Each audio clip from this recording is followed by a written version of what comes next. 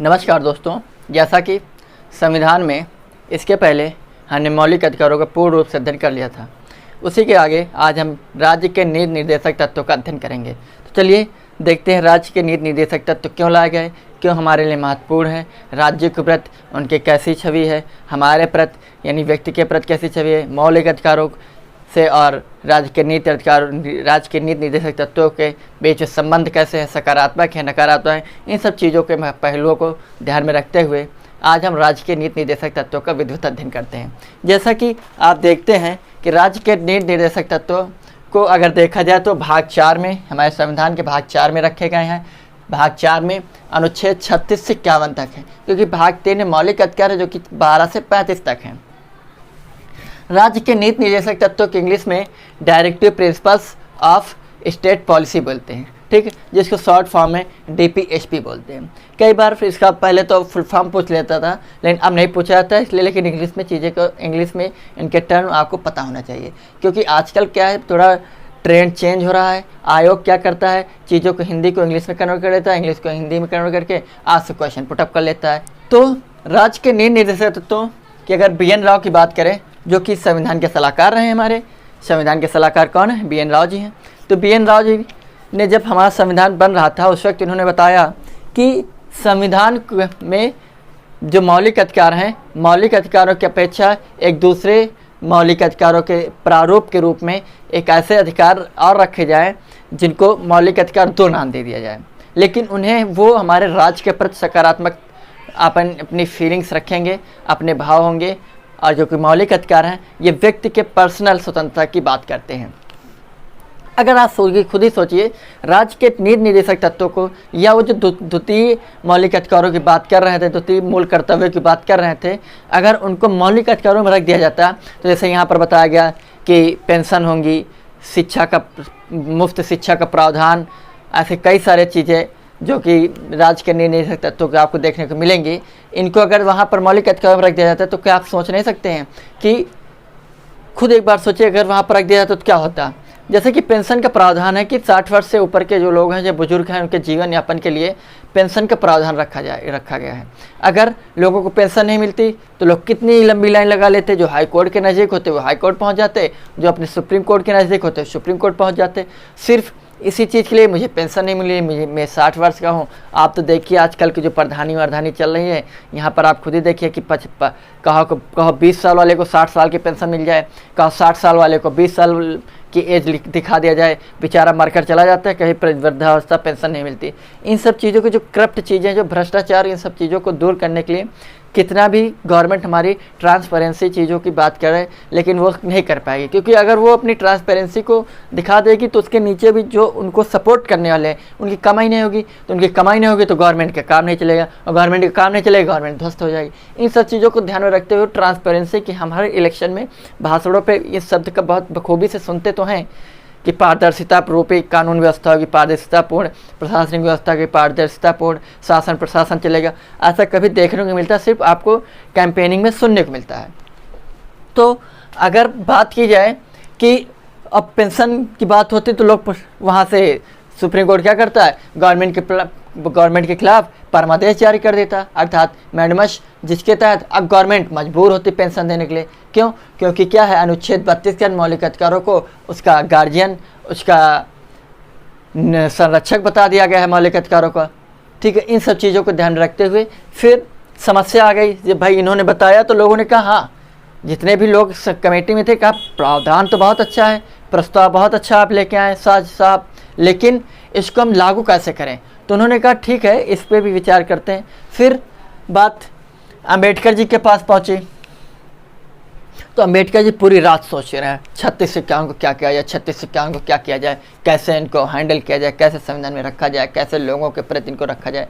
क्योंकि BN राव जी का कहना था कि हम इन चीज़ों को अभी नहीं चालू करेंगे। रीज़न ये था कि क्योंकि यहाँ पर राज्य लोगों को सुविधाएं देने की बात कर रहा था, राज्य उनको उनके प्रति तटस्थ रहने की बात कर रहा था, लेकिन वहाँ पर हमारे देश का कमज़ोर था, आर्थिक स्थिति बहुत डामाडोल थी, जिसके चलते हम उस वक्त तुरंत अधिकारों को मौलिक अधिकारों में लाकर खड़ा नहीं कर सकते थे, तुरंत लागू नहीं करा सकते थे। इसलिए राव साहब का ये मानना था कि हम इनको कुछ समय बाद, जब हमारा देश स्टैंड हो जाएगा, आर्थिक स्थिति थोड़ी मजबूत हो जाएगी, तो हम इनको लागू करेंगे। तो फिर ये बात चलती रही। तब अम्बेडकर जी सभी लोग सोचते रहे। तब वहाँ पर एक आए, जैसे कहते नहीं, बिहारी जो है जहाँ बात न बने वहाँ बात बना दे, जहाँ बात बन जाए वहाँ बिगाड़ने का भी काम करता है। तब राजेंद्र प्रसाद जी आए, जो कि देश के पहले राष्ट्रपति जी थे। उन्होंने कहा, अरे इतनी सी बात है, इसको एक राज्य के नीति तत्वों के दिशा निर्देश देकर इसको संविधान में लागू कर लिया जाए, इसमें कौन सी बड़ी बात है। तो लोगों ने कहा, अच्छा हाँ, ये तो बहुत अच्छी बात है बिहारी जी। फिर वहाँ से राज्य के नीति निर्देशक तत्वों को हवाला देकर इनको भाग 4 में रखा गया है। ठीक है, आप देखेंगे कि इसी लेक्चर में आगे हम आपको बताएंगे कि कैसे ये मौलिक अधिकार और राज्य के नीति निर्देशक अर्थात DPSP एक दूसरे के पूरक के रूप में काम करते हैं। ठीक है, फिर उसके बाद अम्बेडकर जी ने बताया कि ये लोक कल्याणकारी है, अर्थात पब्लिक वेलफेयर, लोगों के समस्याओं को सॉल्व करने, लोगों की प्रॉब्लम को सॉल्व करने के लिए ये तत्व, ये निर्देशक तत्व लाए गए। फिर यहीं पर सामाजिक और आर्थिक, कई बार पूछा जा चुका है कि हमारे संविधान में कैसा लोकतंत्र है, कितने प्रकार के लोकतंत्र है। 2 प्रकार के लोकतंत्र की बात की गई हमारे संविधान में, सामाजिक और आर्थिक। क्लियर, सामाजिक और आर्थिक, ये पॉइंट कई बार पूछा चुका है। देखिए आजकल क्या है, क्वेश्चन सारे वही हैं, टॉपिक वही है, सिर्फ ट्रेंड थोड़ा चेंज हो चुका है। पहले वो पूछता था, यहाँ से क्वेश्चन नहीं पूछा था, यहाँ से डायरेक्ट आर्टिकल से पूछ लेता था, हम आंसर देते थे। ये लाइन पूछ लिया, आर्टिकल पूछ लिया, हमने आंसर दे दिया। लेकिन अब क्या करता है, यहाँ से क्वेश्चन पूछ रहा कि बताइए हमारे राज्य निर्देशक तत्व राज्य के प्रति कैसे, तो लोक कल्याणकारी हैं। ठीक, राज्य के प्रति उनके फीलिंग्स, उनके सोच विचार कैसे राज्य के प्रति सकारात्मक है, पॉजिटिवनेस है। ठीक है, बल्कि मौलिक अधिकार क्या, राज्य के प्रति नकारात्मक, क्योंकि आप राज्य के अगेंस्ट खड़े हो सकते हैं, गवर्नमेंट के अगेंस्ट जा सकते हैं, क्योंकि अनुच्छेद 32 का हवाला देकर उस आपको वहाँ पर शक्ति दी गया है, आपको संरक्षण प्रदान किया गया है। ठीक है, तो अब आर्टिकल 36 से हम बात करते हैं। आर्टिकल 36 राज्य की परिभाषा। आर्टिकल 36 में वहाँ पर भी आप देखिए, जब 12 से 35 पढ़ रहे थे वहाँ पर भी राज्य की परिभाषा दी गई थी, लेकिन वहाँ पर जो राज्य की परिभाषा दी, वहाँ व्यक्ति की पर्सनल स्वतंत्रता को ध्यान में रखते हुए, उनके संरक्षण को ध्यान में रखते हुए दी गई थी। यहाँ पर जो राज्य की परिभाषा दी गई है, राज्य कोई देश से संबंधित नहीं होगा। ये पॉइंट यहाँ पर राज्य का तात्पर्य यह है कि जैसे सेंट्रल गवर्नमेंट, वो फिर एयरपोर्ट अथॉरिटी, ये बिजली विभाग के, मतलब ऐसे ऐसे डिपार्टमेंट जो आपको सहूलियतें प्रदान करेंगे, उनको स्टेट के नाम से यहाँ पर इंडिकेट किया गया है। समझ गए, जैसे बिजली विभाग ने कहा कि भाई हम आपको बिजली देंगे, इतने यूनिट देंगे, इतनी फ्री रखेंगे, वो आप उसके खिलाफ आप कभी नहीं जा सकते। अगर उसने कहा है कि, अगर एक गवर्नमेंट ने कहा है कि हम इतने घंटे बिजली आपको मुफ्त देंगे या इतने यूनिट आपको बिजली मुफ्त देंगे, तो अच्छी बात है। नहीं दे रही है तो आप उसके अगेंस्ट नहीं जा सकते हैं। ठीक है, क्यों नहीं जा सकते, कहाँ बताएंगे, सब चीज़ों का भी हम आपके सामने जिक्र करेंगे। क्लियर। फिर जैसे एयरपोर्ट अथॉरिटी है, अब एयरपोर्ट अथॉरिटी अगर चाह ले तो वहाँ पर जो आप देखिए आसपास के जो मकान हैं, वहाँ पर उनकी जो हाइट कम रखी जाती है, ताकि एरोप्लेन जब लैंड करे, टेक ऑफ करे, उस समय उसको कोई प्रॉब्लम ना हो कि ऐसे जैसे बड़ी बड़ी बिल्डिंग खड़ी बीच में एयरपोर्ट, अब वहाँ से पायलट जाके ओ यहाँ एयरपोर्ट है, यहाँ एयरपोर्ट है, यहाँ लैंड करना, ये सब चीज़ों को ध्यान में रख के बनाया गया। ठीक। फिर वैसे ही वो चाहे तो मुफ्त पे घुमाएं तुम्हें, चाहे पैसे लेकर घुमाएं, मुफ्त में घुमाना बंद कर दें तो आप उनके अगेंस्ट नहीं जा सकते। ठीक है, ये है राज्य के नीति निर्देशक तत्व। आर्टिकल 37, आर्टिकल अर्थात अनुच्छेद 37 में बताया न्यायालय में प्रवर्तनीय एवं वाद योग्य नहीं है। क्या?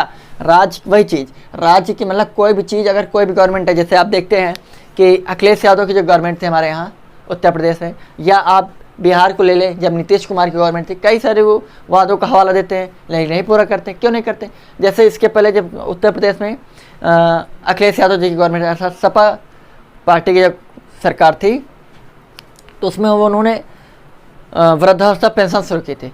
जैसे ही भाजपा की गवर्नमेंट है, उन्होंने बंद कर दिया या उन्होंने नाम बदल दिया या कुछ ऐसी चीज़ें उसकी जगह पर लेकर कर। लेकिन आप क्या जा सकते हैं योगी आदित्यनाथ जी के सामने धरना दे सकते हैं क्या सपा भाजपा गवर्नमेंट के खिलाफ कि आपने पेंशन क्यों बंद की? आपको पूछने उछने की वही चीज़, वाद योग्य नहीं है, प्रवर्तनीय नहीं, प्रवर्तनीय था इम्पोर्ट्स नहीं है। ठीक, आप प्रेशराइज नहीं कर सकते किसी भी चीज़ के लिए। मौलिक अधिकारों में आपको पावर दिया गया, आपको स्वतंत्रता दी गई हर एक चीज़ की। वहाँ पर अनुच्छेद 32 का हवाला देकर आप direct supreme court, high court जा सकते हैं अपनी बात को मनवाने के लिए। क्यों? क्योंकि संविधान में कही गई, और संविधान में कही गई कि उस पर वो स्टोन लाइन हो गई है मौलिक अधिकारों में। लेकिन यहाँ पर ये वाद योग्य नहीं है, मतलब आप उस पर भी बहस नहीं कर सकते गवर्नमेंट से कि आपने पिछली गवर्नमेंट दे रही थी तुम क्यों नहीं दोगे, देना पड़ेगा, ये है वो, आप कुछ कर नहीं सकते हो तो गवर्नमेंट कुछ सुन नहीं सकती। वहाँ पर गवर्नमेंट सुनने के लिए मजबूर है, बाध्य है। क्यों? क्योंकि वहाँ पर आपको संरक्षण प्रदान किया गया है। ठीक है, तो ये कई बार पूछा गया कि क्या राज्य के नीति निर्देशक तत्व प्रवर्तनीय है या वाद योग्य है? तो नहीं है, प्रवर्तनीय नहीं है, वाद योग्य नहीं है, जो है वो है। ठीक, अगला आर्टिकल 38। आर्टिकल 38 बहुत बढ़िया है। लोक कल्याण की अभिवृद्धि की बात की गई इसमें। वहाँ पर लोक कल्याण की बात नहीं की गई, वहाँ पर व्यक्तिगत कल्याण की बात की गई मौलिक अधिकारों में। यही थोड़े थोड़े छोटे मोटे डिफरेंस आपको मैं समझाने की कोशिश करूँगा। यहाँ पर लोक कल्याण की अभिवृद्धि की बात की गई, वहाँ पर व्यक्तिगत अभिवृद्धि की बात की गई है। व्यक्तिगत स्वतंत्रता की बात की गई, निजता के अधिकार की बात की है, प्राइवेसी की बात की गई है। लेकिन यहाँ पर लोक कल्याण यानी पब्लिक वेलफेयर की बात की गई है। समझिए, राज्य क्या है? कोई भी कानून बनाएगा उसमें जनता को देखकर कानून बनाएगा।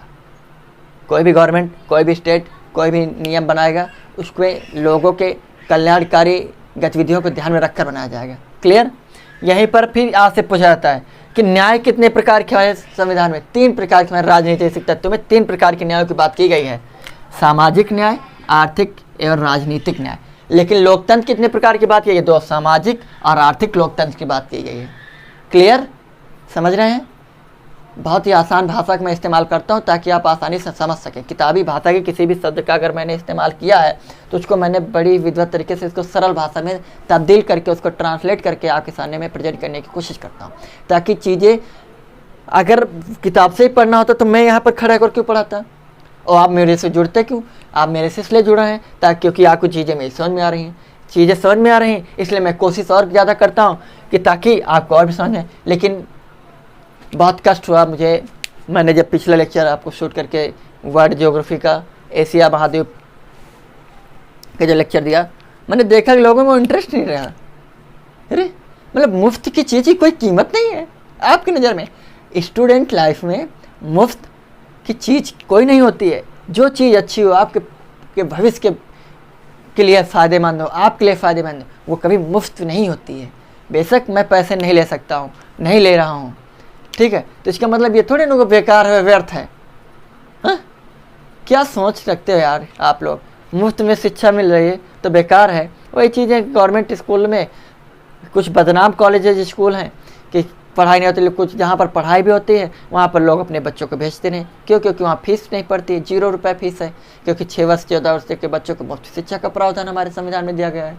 हाँ, मौलिक अधिकार अनुच्छेद 21 में सीधा सीधा उठाकर 86वें संविधान संशोधन 2002 के तहत हमारे अनुच्छेद 45 से उठाकर डायरेक्ट अनुच्छेद 21 काम में रख दिया गया है।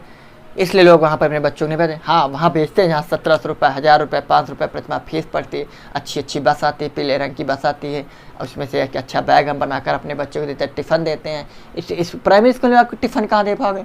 हाँ, वहाँ तो मिड डे मील चलती है। चलिए ठीक है, बहुत कष्ट हुआ मुझे रियल में, इसलिए मैं कल लेक्चर नहीं शूट किया था। ठीक है, माफ़ी चाहता हूँ, लेकिन बहुत कष्ट होता है, बड़ी मेहनत करनी पड़ती है, चीज़ों को ढूंढना पड़ता है, खंगोलना पड़ता है, कई सारी बुकों को उठाकर देखना पड़ता है, तब जाकर आपको कहीं ट्रांसलेट करके दिखा दिया जाता है आपको। समझे? चलिए आगे। तो कितने प्रकार के न्याय की बात की गई? मैंने आपने 3 प्रकार के, सामाजिक, आर्थिक और न्यायिक। मतलब क्या है सामाजिक? मतलब सामाजिक का तात्पर्य यह है कि राज्य के नीति निर्देशक तत्वों में सामाजिक मतलब कोई ऊंच नीच ना हो। ठीक है, सभी बराबर हैं समाज में, हिंदू, मुस्लिम, सिख, ईसाई, क्षत्रिय, वैश्य, ब्राह्मण, शूद्र, सभी इक्वल रहें, समाज में समांतर है। आर्थिक, अमीर गरीब कोई न रहे, सभी इक्वल रहें। गरीब के लिए आरक्षण दिया जाए, क्रीमी लेयर अलग किया जाए, उससे नीचे लेयर को अलग किया जाए। ठीक है, ताकि लोगों में समानता आ सके, समाज आर्थिक समानता आ सके। ठीक है, जिसके चलते इकोनॉमिकल डेवलपमेंट नज़र आए। अमीर को छोड़ दो, कहा गया अमीर को छोड़ दो, अमीर अपने आप डेवलप है, वो अपने आप को संभाले, लेकिन जो गरीब है उसके लिए। लेकिन हमारे यहाँ का जातिगत आरक्षण के प्रावधान दे दिया गया, ये गलत किया गया। जातिगत आरक्षण सदैव घातक होता है। सामाजिक आरक्षण देना चाहिए। जातिगत आरक्षण घातक होता है और आप भोग रहे हैं, जो लोग जनरल कैटेगरी या निम्न कैटेगरी से हैं। आप इनकम को देखकर आरक्षण दीजिए, ठीक है। राजनीतिक न्याय, राजनीतिक न्याय में बात यह की गई है कि ऐसा नहीं कि सूद इलेक्शन नहीं लड़ सकता है, केवल वैसे लड़ सकता है, केवल क्षत्रिय ब्राह्मण, ऐसा नहीं, राजनीतिक कोई भी लड़ सकता है, आप उसके एलिजिबल होने चाहिए, ठीक। इसलिए आप देखिए ग्राम पंचायतों में किसी वर्ष जनरल कैटेगरी की सीट आती है, उसमें जनरल खड़े होते हैं, किसी वर्ष ओबीसी कैटेगरी की सीट आती है, उसमें ओबीसी खड़े होते हैं। ओबीसी में सामान्य नहीं खड़ा सकता, क्यों? क्योंकि ओबीसी सामान्य से नीचे माना जाता है, क्या कि उसको उसके को लाया जाए। एससी एसटी के लिए जब सीट आती है तो उसमें ओबीसी नहीं खड़ा सकता है, सामान्य नहीं खड़ा सकता, ताकि एससी एसटी उसके को ला के। इसीलिए ये सब चीज़ों को ध्यान में देकर ये बहुत मतलब जो 2 वर्ष 11 माह 18 दिन लगे वो व्यर्थ नहीं है। आप देखिए तो क्या लगे वो, ठीक। आगे आर्टिकल 39 देखिए, स्त्री पुरुष को समान कार्य के लिए समान वेतन, चाहे स्त्री हो चाहे पुरुष हो, उनको समान कार्य के लिए समान वेतन देना चाहिए। अगर सपोज इसका हनन आप देखते हैं कि प्राइमरी स्कूल में मिलता है कि 1500 रुपये में मिस को रख लिया जाता है, मैडम को रख लिया जाता है, तो वो भी सोचते हैं हम घर में बैठे बैठे चलो 1500 रुपये कैसा है, क्या काटने दौड़ेंगे फायदे। अरे 1500 रुपये में उनका मेकअप कब करना ही काम होता है यार, मेकअप भर के पगार नहीं है, लेकिन फिर भी वो कर रही हैं वहीं पर। लेकिन हाँ, आप इनके खिलाफ नहीं जा सकते हैं, इनके अगेंस्ट नहीं बोल सकते आप, ठीक। इसी चीज़ का हवाला आप देखिए वहाँ पर मिलेगा आर्टिकल 23 में, मिला ना आर्टिकल 23 में, सीधे सीधे कहा गया है बलात्श्रम।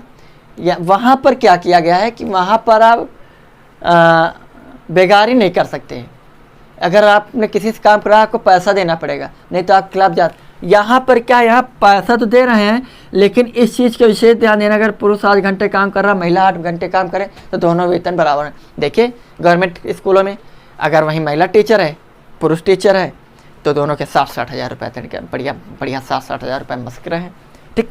आगे निःशुल्क न्याय, निःशुल्क विधिक सहायता। हाँ, जैसे कि आप देखें कि कोई केस हो गया आपके आसपास इर्द गिर्द, तो आप गए थाने दरोगा साहब के पास, तो दरोगा साहब अगर अच्छा इंसान होगा, एक ईमानदार दरोगा होगा, तो निःशुल्क वो आपको बता ये कागज़ हमका दो, हम आपका काम करेंगे, तो आपको न्याय होगा। न्याय, निःशुल्क न्याय व्यवस्था, ठीक। डीएम एसडीएम के पास आप जाते हैं, निःशुल्क न्याय व्यवस्था है वहाँ पर। बस वहाँ पर क्या लिखित में चीज़ें देनी पड़ती है, ये हमारी प्रॉब्लम है, ये समस्याएं हैं, इन्हीं चीज़ों पर गौर करके मुझे एक उचित न्याय दिलाया जाए, तो उचित न्याय दिला सकती है जब ईमानदार होते हैं। तो नहीं तो वहीं पर अगर देखें विपक्ष वाली पार्टी पैसे ज़्यादा है, ये दे रही है, तो लाओ पैसा लाओ, तुम्हारा काम नहीं होगा, तुम बैठो, ठीक है, बुढ़ाओ जाओ बैठो। इन सब चीज़ों का विशेष ध्यान दिया जाता है। तो ये है आर्टिकल 39 का और 39, ठीक। का आवाज़ यहाँ पर आपको नहीं मिला, का खा गा गांगा चाचा चाचा यहाँ, तो आप समझ लीजिए वो संविधान जब बना था तब मूल संविधान में थे, बाद में संशोधन के तहत जोड़े गई चीज़ें हैं। क्लियर। आगे जैसे आयरलैंड, हमारा संविधान आयरलैंड से लिया गया है, ठीक है। BN राव महोदय ने कहा अच्छा हम आयरलैंड से संविधान को, अम्बेडकर जी ने कहा, ये जब इन्होंने बताया तो इन्होंने कहा ठीक है, ये जो प्रावधान है ठीक है, हम आयरलैंड का हवाला देकर लेंगे, तो आयरलैंड से उन्होंने लिया। लेकिन एक बार UPSC ने पूछ लिया कि बताओ कि आयरलैंड कहाँ से लेकर आया, तो आयरलैंड जो है स्पेन से लेकर आया है, ठीक है। अब जैसे पूछ ले स्पेन कहाँ से लेकर आया, तो ढूंढते रहो स्पेन कहाँ से लेकर आया, स्पेन लेकर नहीं, स्पेन के यहाँ स्पेन ने खुद इसको बनाया है। क्लियर। तो आयरलैंड स्पेन से और भारत आयरलैंड से राजकीय निदेशक तत्व को ले लिया है। क्लियर।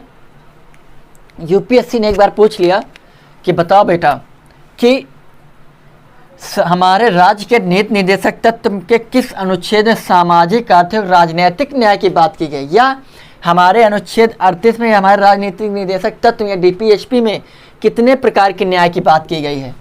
अब लोग पकड़ो बने बैठे हैं, डब्बा जैसा मुँह पकड़ दिए, डब्बा जैसा मुँह पकड़ते हैं फटाफट, ठीक, पकड़ दिए। कितने प्रकार के न्याय? 3 प्रकार के, सामाजिक आर्थिक और राजनीतिक।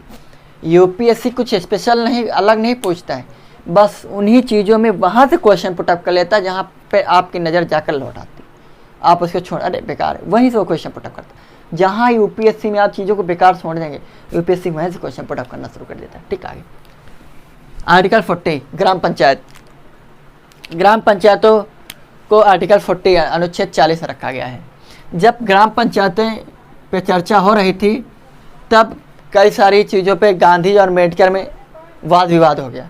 गांधी जी ने कहा ग्राम पंचायतें रखी जाएंगी, अम्बेडकर ने कहा नहीं, ग्राम पंचायतें मत रखो, ग्राम पंचायतें रखोगे तो वहाँ पर गाँव में मुखिया ही सब कुछ होता है, वो पक्षपातपूर्ण तरीके से न्याय करेगा, इसलिए गाँव में ग्राम पंचायतें रखना अच्छी बात नहीं है। लेकिन गांधी जी ने कहा नहीं, अगर गांव में ग्राम पंचायतें नहीं रखोगे तो काम गड़बड़ हो जाएगा।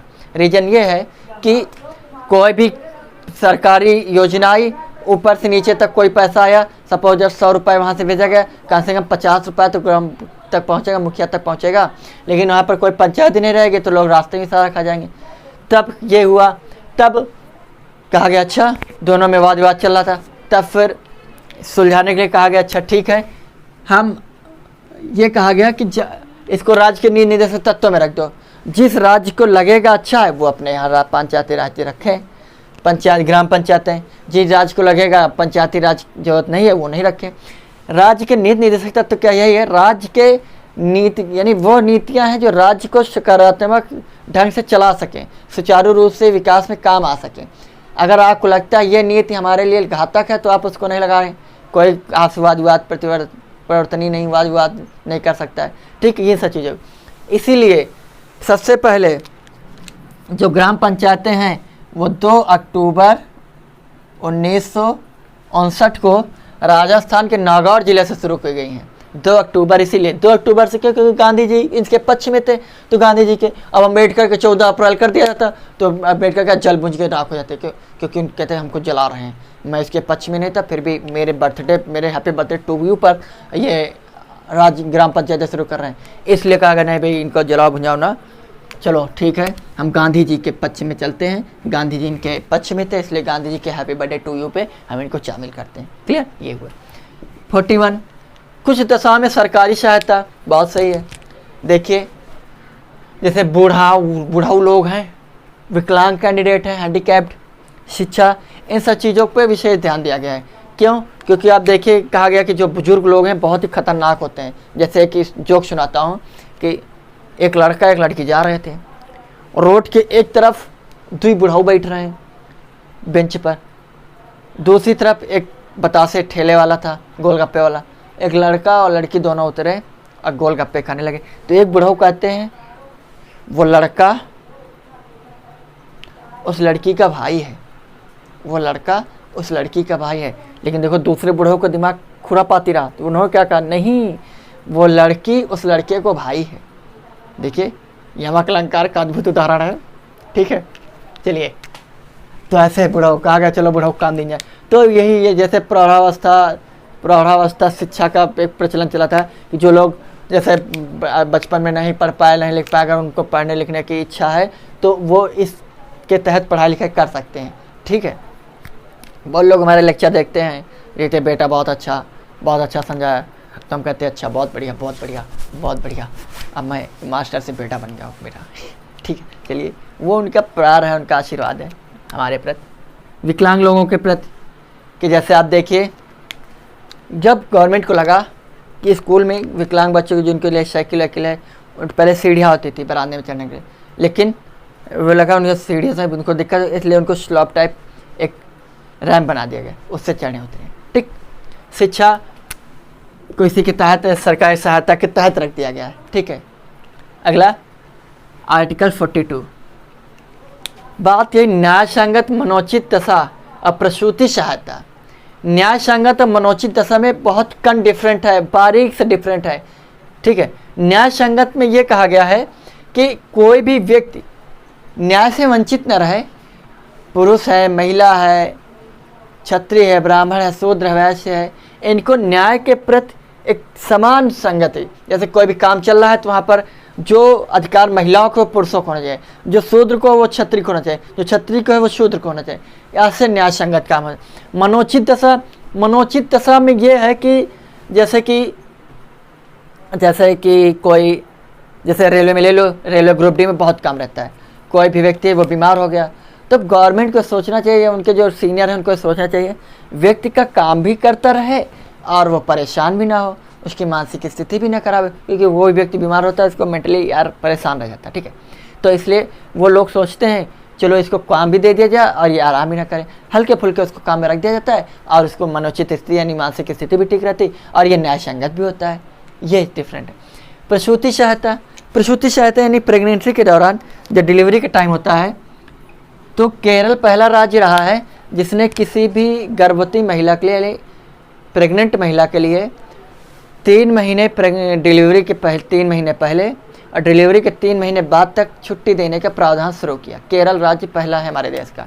ठीक है, ताकि कोई डॉक्टर, आजकल तो सब कुछ डॉक्टर ही होता है, गए डॉक्टर से लिखवा लाएँ कि अच्छा हाँ आज के 3, अच्छा जैसे फरवरी जब मार्च चल रहा है, मार्च अप्रैल मई में होना है तो आज छुट्टी मिल जाएगी। तो वो 3 महीने, क्योंकि 3 महीने पहले से ही अगर किसी भी महिला को कोई एक्स्ट्रा काम पड़ जाता है, मेंटली काम पड़ जाता है, तो उसका प्रभाव बच्चे पे नज़र आने लगता है। ठीक, क्योंकि अब उसकी डिलीवरी की टाइमिंग हो जाती है, बच्चे के जन्म लेने के समय, इस सब चीज़ों का प्रभाव बच्चे पे ज़्यादा पड़ता है, इसलिए महिला को रेस्ट दिया जाता है गवर्नमेंट की तरफ से। प्राइवेट सेक्टर की बात नहीं करता हूँ, गवर्नमेंट सेक्टर की बात कर रहा हूँ। ठीक, इसलिए 3 महीने पहले से 3 महीने बाद यानी डिलीवरी तक रेस्ट, फिर डिलीवरी के बाद तक, ताकि अपने आप को मेंटेन कर सके और 3 महीने में बच्चा भी थोड़ा स्वस्थ वस्त हो जाता है, सुस्त, थोड़ा फुर्तीला हो जाता है, तो अब फिर वो फिर छुटुआ के लेकर काम पे आ जा सकते हैं। ठीक, लेकिन वहीं पर केरल राज्य ने और भी एक काम किया है कि छुटुआ के पापा को भी छुट्टी देने की प्रावधान दिया है। छुटुआ के पापा को क्यों?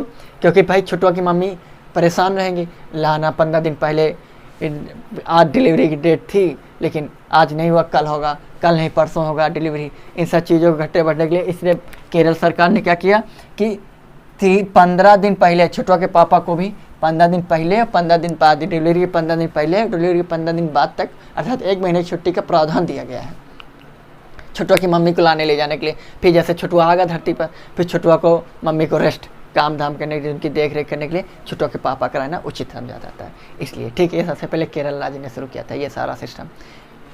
लेकिन यहाँ पर ये भी राज्य के नीति निर्देशक तत्व हैं, अगर कोई भी राज्य नहीं दे रहा तो आप उसके खिलाफ नहीं जा सकते। बाकी अपने अपने राज्यों की अलग अलग अपनी सुविधाएं हैं। ठीक, अगला आर्टिकल 43 निर्वाह मजदूरी यानी लिविंग वेजेज। किसी भी पुरुष या महिला को इतनी मजदूरी दी जाए ताकि वो अपना जीवन यापन आराम से कर सके, 2 व्यक्ति की रोटी वो और उसके बच्चे आसानी से खा सकें। इतना वेजेज हो किसी भी व्यक्ति का। निर्वाह मजदूरी यानी जीवन यापन करने का एक जो साधन उसने पकड़ रखा है गवर्नमेंट सेक्टर में। प्राइवेट सेक्टर की बात नहीं, गवर्नमेंट सेक्टर की बात कर रहा हूँ। तो उनको प्राइवेट सेक्टर में तो लोग, देखिए मैंने बताया है 1500 रुपये मैडम जी को रख लेते हैं, मैडम जी का मेकअप और नेल पॉलिश 1500 की मिले। ठीक है, तो लेकिन मैडम जी कर रही हैं क्योंकि मैडम जी को लगता है घर में बेकार बैठ रहे हैं। वहीं पर आप देखिए आर्ट बनाने वाले कैंडिडेट को और फिजिक्स पढ़ाने वाले शख्स को अलग अलग पेमेंट होती है।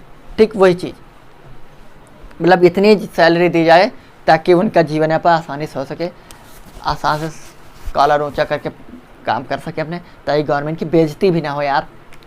अगला 43 का कामगारों की भागीदारी। जैसे कोई कंपनी है, कोई भी काम है, तो उसमें जो निचले तबके के जितने कारीगर हैं उनसे भी सलाह ली जाए कि ये काम होने जा रहा है, ये नहीं होना चाहिए, ऐसा ऐसा हम एक्शन लेना चाहते हैं, इसका ले कि ना ले, आप लोगों को क्या राय है, क्या मनसा है, क्या सुझाव आप लोगों के हैं।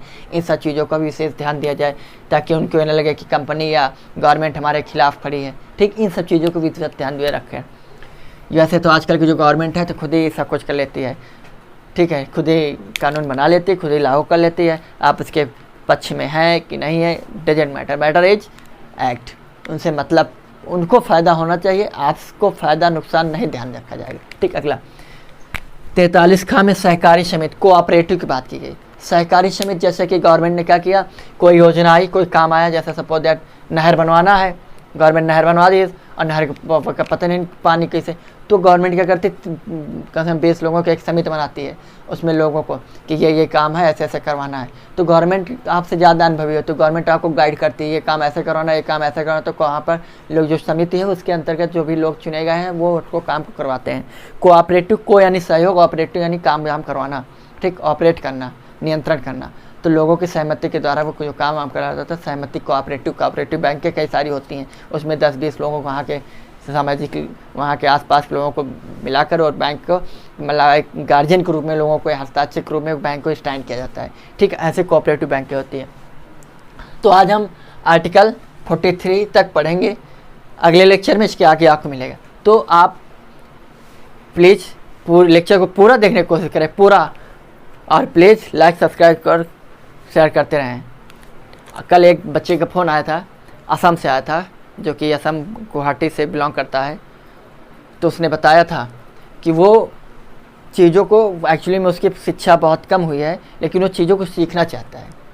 तो ऐसे स्टूडेंट जब जुड़ते हैं तो अच्छा लगता है। तो आप लोगों में से प्लीज़ कोई भी प्रॉब्लम हो तो आप कमेंट बॉक्स में जाकर अपने सुझाव भेज सकते हैं। अपना कोई भी पूछना हो तो कमेंट बॉक्स में जाकर पूछ सकते हैं। प्लीज़ कोई नंबर मांगा करो यार, मुझे डर बहुत लगता है क्योंकि आजकल बहुत साइबर वाइबर क्राइम चल रहा है। प्लीज़ नंबर मांगने की गलती मत करना, कोई भी हो। ठीक, आप कमेंट बॉक्स में जाकर कुछ भी पूछिए, मैं बताने के लिए तैयार हूँ। ठीक, ओके, आप सभी का बहुत बहुत धन्यवाद। Thank you. जय हिंद, जय भारत।